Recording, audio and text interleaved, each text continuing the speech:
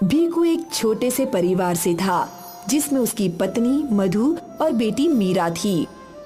दिन ब दिन आपकी आमदनी कम होती जा रही है। आपको ये चाट का व्यापार छोड़कर कोई काम काज करना चाहिए। कम से कम हमारा पेट तो भरेगा। तुम तो जानती हो कि मैं बरसों से ये चाट का ठेला लगा रहा हूँ। अब अगर ये ठेला चल नहीं रहा तो मैं इसे बंद थोड़े ना कर सकता हूँ।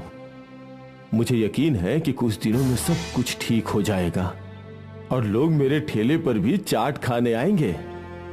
हाँ हाँ, जब से तुम्हारे ठेले के बगल में उस रमणीक ने चाट का ठेला लगाया है, सारे लोग उसी के ठेले पर भीड़ जमाए खड़े रहते हैं।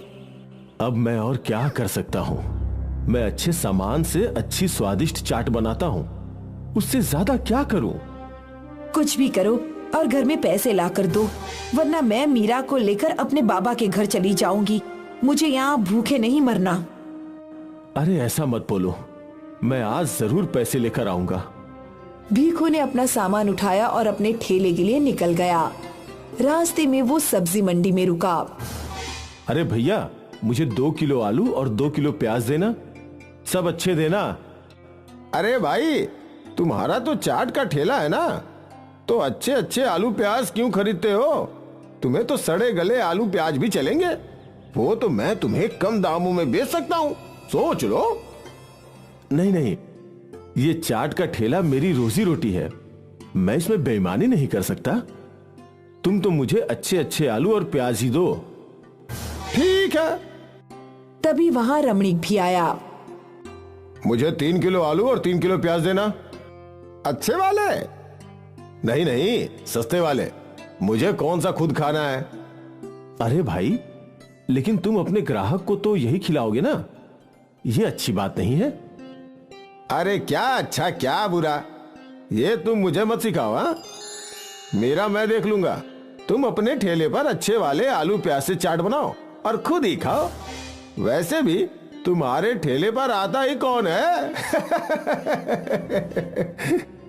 भीखू का मुंह छोटा हो गया और वो वहाँ से चल पड़ा। भीखू के बगल में ही रमणीक अपना चाट का ठेला लगाता था।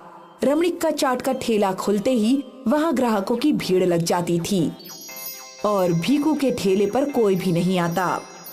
आइए आइए, स्वादिष्ट चाट खाइए। समोसा चाट, आलू चाट, पापड़ी चाट, दही चाट। भीखू जोर जोर से आवाज लगाया करता था, फिर भी कोई उसके ठेले पर चाट खाने नहीं जाता था और वहीं रमणीक के ठेले पर भीड़ लगी रहती। अरे पहले मुझे दो। अरे नहीं, पहले मैं आया था, मुझे दो। सबको देता हूँ, झगड़ा मत करो। अपने ठेले का यह हाल देखकर भीखू परेशान था। इतनी कोशिश करने के बावजूद भी लोग यहाँ नहीं आ रहे। हे भगवान, अब आप ही कोई रास्ता दिखाइए। भीखू देर रात तक ठेले पर खड़ा रहा, पर आज भी उसकी बिक्री नहीं हुई। वो उदास घर लौटा। आज भी बिक्री नहीं हुई है लगता है। हाँ, आज भी सारी भीड़ रमणीक के ठेले पर ही थी। तुम्हें अपना चाट का ठेला बंद कर देना चाहिए। अब तो घर में राशन भी नहीं है। ऐसे ही चलता रहा तो हम भूखे मर जाएंगे। तुम चिंता मत करो, कुछ न कुछ हो जाएगा।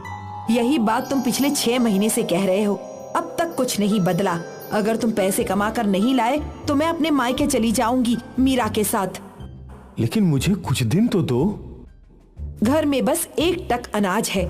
अगर तुम कल तक पैसे लेकर आए तो अच्छी बात है, वरना अकेले रहना इस घर में। मैं अपनी बेटी को भूख से तड़पते हुए नहीं देख सकती। वैसे भी मेरे पिताजी हम दोनों को पाल लेंगे। ठीक है। एक ओर भीखू ठेले पर चाट न बिकने की वजह से परेशान था और दूसरी ओर पत्नी उसकी मुसीबतें और बढ़ाती जा रही थी।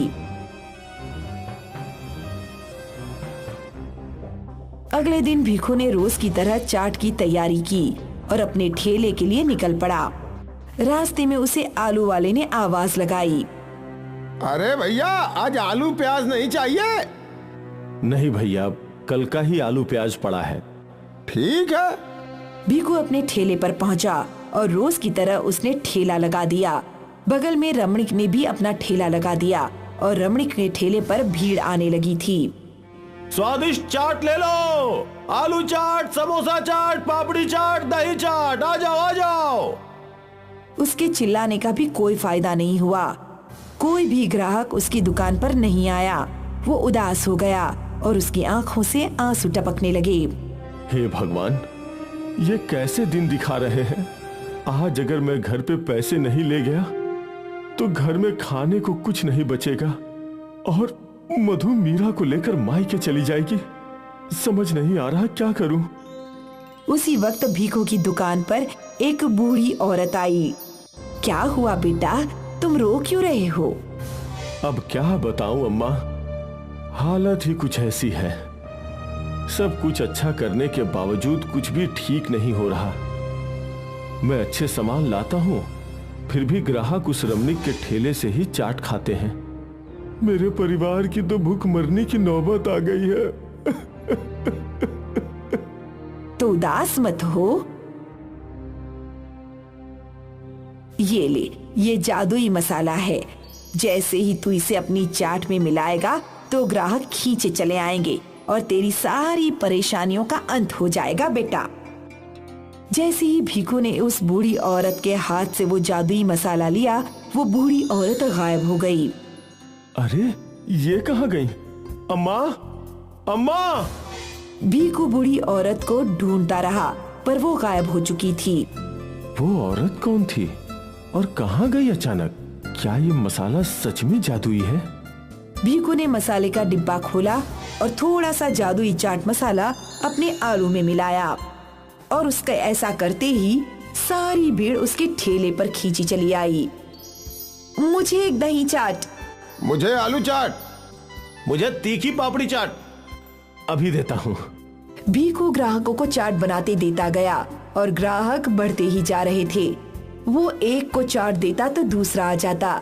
आज पहली बार भीखू के पास इतने सारे पैसे थे। कुछ ही घंटों में उसकी सारी चाट खत्म हो गई और वहाँ रमणीक के ठेले पर एक भी ग्राहक नहीं था। रमणीक गुस्से से भीखू की ओर देख रहा था। भीखू ने अपना ठेला बंद किया और अपने घर लौट गया। ये लो भाग्यवान, आज की कमाई। इतने सारे पैसे। और ये ले गुड़िया तेरी चॉकलेट। माँ देखो, पापा मेरे लिए चॉकलेट लाए हैं। मेरे प्यारे पापा। इतने सारे पैसे कहाँ से लाए? ठेले से कमा कर लाया हूँ। भीखू ने मधु को जादुई चाट मसाले के बारे में बताया। वाह, ये तो बहुत अच्छी बात है। अरे अब हमारे अच्छे दिन आ गए हैं। अब से कभी खाली हाथ लौटना नहीं पड़ेगा। लेकिन अगर वो जादुई मसाला खत्म हो गया तो? इसका भी उपाय है मेरे पास। भीखू एक मसाले की बोरी ले आया और उसने वो जादुई मसाला उस बोरी में पलट दिया और पूरी बोरी चमकने लगी। बाप रे! अब ये सारा मसाला जादुई मसाला है। इस तरह हम हमेशा जादुई मसाला बनाते रहेंगे और इतने सारे पैसे रोज कमाएंगे। अगले दिन से भीखू खुशी खुशी अपना ठेला खोलने लगा, क्योंकि ठेला खोलते ही ग्राहकों की भीड़ लग जाती थी। भीखू बहुत खुश था। कुछ दिनों बाद रमणीक ने अपना ठेला वहाँ से हटा दिया। अब उस इलाके में बस भीखू का ही चाट का ठेला था, जहाँ हमेशा ग्राहकों की भीड़ रहती थी। और ये कमाल था जादुई चाट मसाले का। चना जोर गरम, चना जोर गरम, चना जोर गरम। बुंदेला के बाजार में ये आवाज सुनते ही लोग हरिया की ओर खींचे चले आते। जो भी उसके चना जोर गरम खाता वो तारीफ किए बिना रुक नहीं पाता। अरे वाह, क्या बढ़िया चना जोर गरम है। इससे अच्छा चना जोर गरम कहीं नहीं मिलता भैया। अरे ऐसा क्या डालते हो इसमें भैया? अरे भैया, हमरा पुश्तैनी स्पेशल मसाला। सारा स्वाद उन मसालों का ही है। बहुत ही बढ़िया भैया, बहुत ही बढ़िया। हमको 20 रुपए का और दे दो, घर ले जाएंगे और अपनी लुगाई को खिलाएंगे। हाँ ठीक है भैया जी, ठीक है। हरिया चलते फिरते लोगों को चना जोर गरम बेचा करता था और उसकी अच्छी खासी कमाई हुआ करती थी। संदीप हरिया को रोज देखता और रोज मन ही मन में सोचा करता था, ये हरिया बिना दुकान या ठेले के बहुत अच्छा कमाता है और एक हम हैं, भेल की दुकान डाल के बैठे हैं। ससुरे ग्राहक ही नहीं आते यहाँ तो। लगता है बुंदेला के लोगों को चना जोर गरम ज्यादा ही पसंद है। हाँ वो तो है। तो क्यों ना आप भी चना जोर गरम बेचे? अरे मैं भी वही सोच रहा हूँ। कल ही बाजार से चना जोर गरम और मसाला लेके आते हैं, फिर देखेंगे कि कैसे ये हरिया हमरे सामने टिकता है। संदीप और उसकी पत्नी को लग रहा था कि चना जोर गरम बेचना आसान होगा। अगले दिन संदीप ने अपनी भेल की दुकान में चना जोर गरम भी रखा और बाहर चना जोर गरम की तस्वीर भी लगा दी। तस्वीर देखकर एक औरत उसके दुकान पर आई। अरे भैया, तुम भी चना जोर गरम रखने लगे हो क्या? हाँ हाँ दीदी, आप कहें तो बना दें क्या? हाँ हाँ बनाओ, आज तुम्हारे हाथों का स्वाद भी चख लेते हैं। हरिया भैया जितना अच्छा भी नहीं है। इसके बाद कई और लोगों ने संदीप का चना जोर गरम चखा और सबने संदीप को यही बताया। और कुछ देर बाद जब हरिया घूमता घूमता वहाँ पहुँचा तो सारे ग्राहक उसके पास चले गए।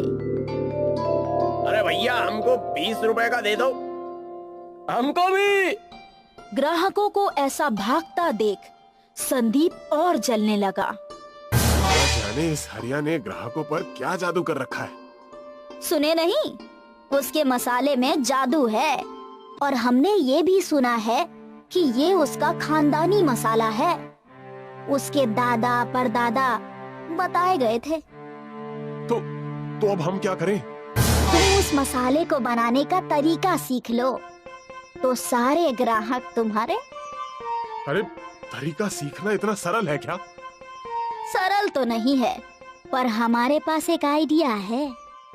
मधु ने संदीप के कान में अपना आइडिया बताया और दोनों मुस्कुराने लगे। अगले दिन हरिया के घर के बाहर 15 साल का लड़का भीख मांगने आया।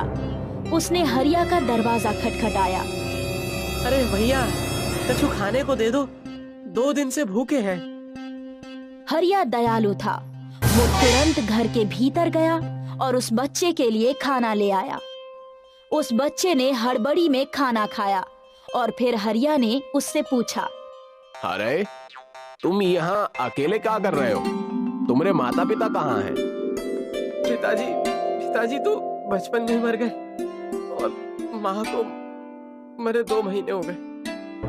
तब से यहाँ वहाँ काम की तलाश में भटक रहे हैं। भूखे पर हमको कोई काम ही नहीं देता। अरे अरे अरे अरे अरे अरे रो मत मुन्ना, हम है ना। तुम हमरे पास काम कर लो, हम तुमको भर पेट खाना भी देंगे और तुम यहीं हमारे साथ रह सकते हो, ठीक है? अब भगवान हो। अरे अरे अरे रो मत। वैसे तुम्हारा नाम क्या है? मुरली शर्मा। हाँ ठीक है, आज से तुम हमरे साथ ही रहना। यहाँ तुम्हें कोनो चीज की तकलीफ नहीं होगी। धन्यवाद भैया, बहुत बहुत धन्यवाद। हरिया ने अनाथ मुरली को आश्रय दिया। हरिया मुरली को बाजार ले जाता और घर के छोटे मोटे काम भी दिया करता था। ये लो, 1 किलो टमाटर ले आओ और ये 10 रुपए तुम्हें ही रख लो। तुम्हें कुछ खाने का मन हो तो खा लेना। धन्यवाद भैया। कुछ ही दिनों में मुरली हरिया के साथ घुल मिल गया था। हरिया हमेशा अपना मसाला रसोई का दरवाजा बंद करके बनाया करता था, लेकिन एक दिन मुरली ने रसोई की खिड़की से सब कुछ देख लिया। कुछ देर बाद मुरली हरिया के पास आया। हाँ, हम जा रहे हैं। अरे पर कहाँ? आज हमें बाजार में हमारी चचेरी बहन मिल गई। अरे कौन? ओह, मधु दीदी, उनकी बाजार में भेलपुरी की दुकान है। अरे तू संदीप का साला है? तो पहले क्यों नहीं बोला? आज बाजार में दीदी मिली। उनको जब माँ के मरने का पता चला तो रोने लगी और हमको अपने साथ रखने के लिए तैयार हो गई। अब हम आप पर बोझ नहीं बनेंगे। हमरा इतना ध्यान देने के लिए बहुत धन्यवाद। कोई बात नहीं, ठीक है। हरिया समझ चुका था कि कुछ तो गड़बड़ है। मुरली को मधु ने भेजा था हरिया के मसाले का राज जानने के लिए। मुरली और मधु ने वो मसाला तैयार किया। एक बार खाओगे तो बार बार मांगोगे, चना जोर गरम स्पेशल मसालों के साथ। एक बनाओ भैया, देखते हैं तुम्हारे स्पेशल मसाले। हाँ हाँ, भाई लो। संदीप ने चना जोर गरम में वो मसाले मिला दिए। ये लीजिए। मिर्ची, मिर्ची, मिर्ची, इतनी मिर्ची। मधु ने उस औरत को पानी दिया। अरे ये स्पेशल मसाले हैं या सिर्फ मिर्ची है? इतना तीखा? तुम लोग हमको मारना चाहते हो क्या? वो औरत संदीप और मधु को खरी खोटी सुनाकर चली गई। संदीप और मधु मुरली की ओर देखने लगे। लेकिन हमने तो सब कुछ सही किया था। तभी वहाँ हरिया आया। बिटवा, तुमने तो सब कुछ सही किया, पर हमने तुमको गलत दिखाया। हम पहले ही समझ गए थे कि कुछ तो गड़बड़ है, क्योंकि तुम शरीर से इतने तंदुरुस्त थे। भला कोई गरीब इतना तंदुरुस्त कैसे हो सकता है? हाँ? अरे संदीप, तुमको हमारे मसाले का राज जानना था ना, वो तो हम तुमको नहीं बताएंगे। पर हरिया समझदार था, उसने अपना राज ही रखा। दशरथ और शिखा ने लव मैरिज की थी। उनकी शादी को अभी कुछ ही महीने बीते थे। गीता और नीता को शिखा बिल्कुल भी पसंद नहीं थी।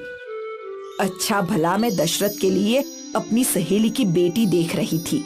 वो दिखने में सुंदर भी थी और अपने साथ बहुत कुछ ले आती, वरना एक ये है जो मुंह उठाकर चली आई। माँ, ऐसे भी लोग होते हैं क्या, फकीर, जो अपनी बेटी की शादी में कुछ भी नहीं देते? शिखा हमेशा अपनी सास और ननद की जली कटी बातें सुना करती थी, पर वो कभी भी उन्हें उल्टा जवाब नहीं देती थी। ओ महारानी, अब क्या ये सारा काम मैं करूं? इतनी बड़ी बड़ी आंखें होकर भी दिख नहीं रहा कि सारा घर कितना गंदा है? अभी साफ कर देती हूँ माँ जी। गीता और नीता शिखा से नौकरानी जैसा सुलूक करते थे। शिखा का पति दशरथ एक साधारण ऑफिस बॉय था। उसकी पगार भी बहुत कम थी। वो अपनी सारी पगार अपनी माँ को दे दिया करता था। ये लो माँ, इस महीने की पगार। बोल तो ऐसे रहा है जैसे तू लाखों रुपयों का पगार लाता है। वो देख तेरी छोटी बहन, उसकी पगार तुझसे दुगनी है।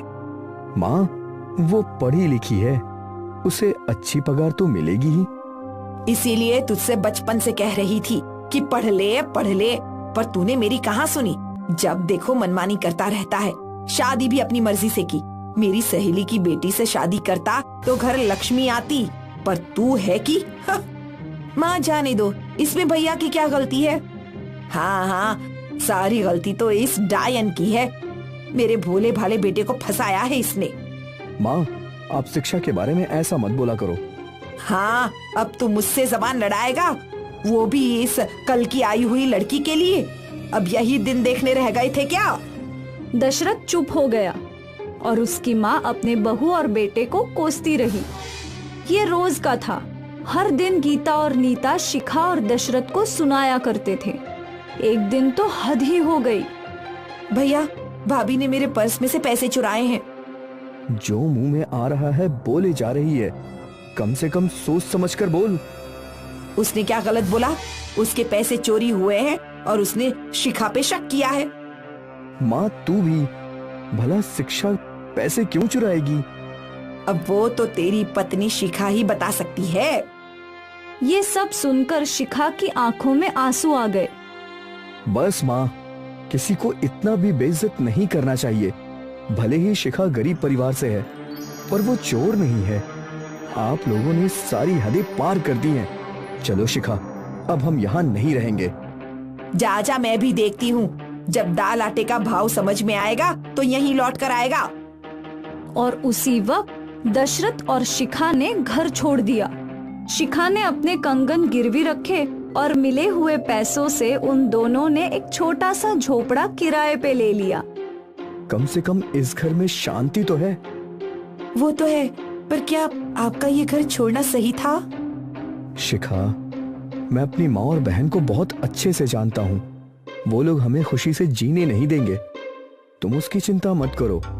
अब हमें अपने बारे में सोचना चाहिए। जी बिल्कुल, वैसे ये घर बहुत अच्छा है।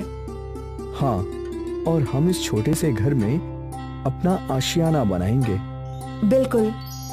शिखा और दशरथ छोटी सी झोपड़ी में खुशी खुशी जीने लगे।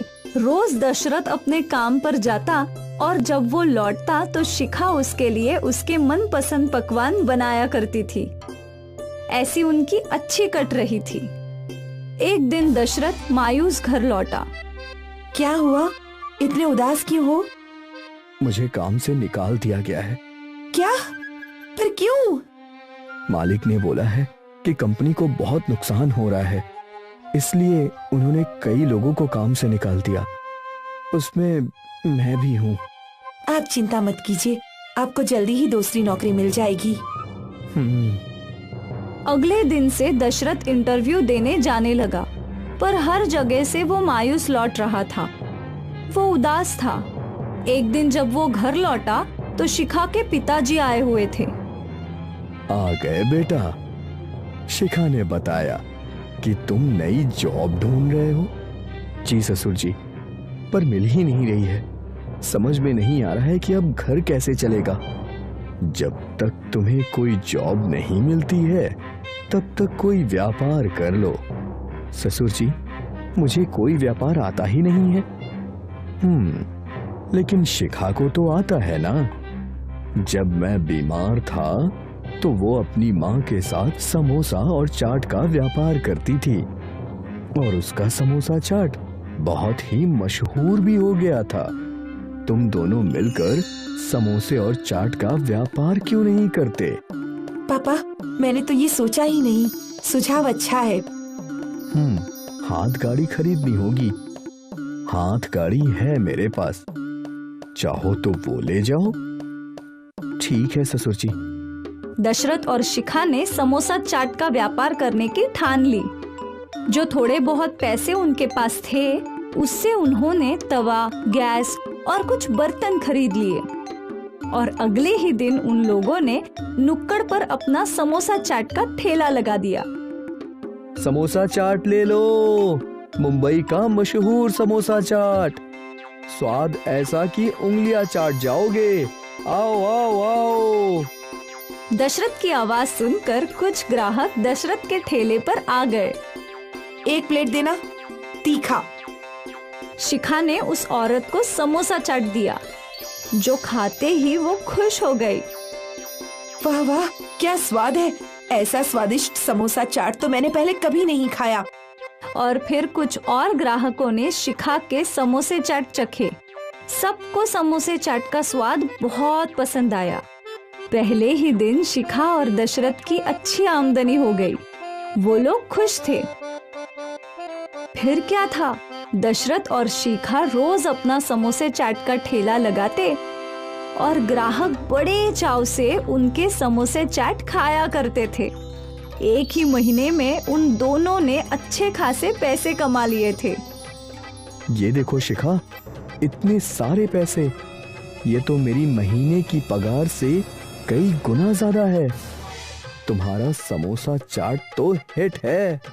अच्छा है, इन पैसों से पहले हम अच्छा घर लेंगे। बिल्कुल। दशरथ और शिखा और ज्यादा मेहनत करके समोसे चाट बनाकर पैसे कमाने लगे। एक ही साल में उन दोनों ने अपना घर खरीद लिया और बाजार में एक दुकान भी। अब वो दोनों अपनी खुद की दुकान में समोसे चाट बेचा करते थे और उन्होंने कुछ और लोगों को भी काम पर रख लिया था। सोचा नहीं था कि कभी ये सब भी कर पाऊंगा। थैंक यू शिखा, तुमने तो मेरी किस्मत बदल दी। मैंने नहीं, हम दोनों ने। उसी वक्त उनके घर की डोरबेल बजी। शिखा ने दरवाजा खोला तो दरवाजे पे उसकी सास और ननद थी। आइए माँ जी, अंदर आइए। शिखा की सास और ननद घर के भीतर आए और रोने लगे। माफ कर दो मुझे बहू, मुझसे बहुत बड़ी गलती हो गई। हम दोनों ने आप लोगों के साथ बहुत गलत किया, हमें माफ कर दीजिए। माँ, लेकिन हुआ क्या है? अब क्या बताऊं, नीता की नौकरी चली गई, उसी कहीं और नौकरी भी नहीं मिल रही। ऊपर से जितने पैसे बचे थे सब खर्च हो गए। अब तो हमारे खाने के भी लाले हो गए हैं। तो ये बात है। माँ, तुम चिंता मत करो, मैं अपने बेटे होने का फर्ज जरूर निभाऊंगा। दशरथ ने अपनी माँ के हाथ में पैसे रख दिए। हर महीने आपको पैसे मिल जाएंगे। ठीक है बेटा, तू हमेशा खुश रहे। गीता और नीता वहाँ से चले गए। आप माजी और नीता दीदी को हमारे साथ रहने के लिए बोल सकते थे। हाँ, लेकिन वो दोनों हमेशा दूर ही रहें, वही अच्छा है। मैं अपनी माँ और बहन को अच्छे से जानता हूँ, उनके लिए पैसा ही सब कुछ है। वो मैं उन्हें दूंगा, वो भी खुश और हम भी खुश। ठीक है।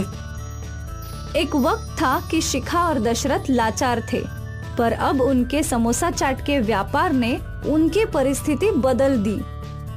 कल जिन्होंने उनका तिरस्कार किया था, आज वही उनके सामने सिर झुका रहे थे, और ये सब उनकी मेहनत की बदौलत हुआ था।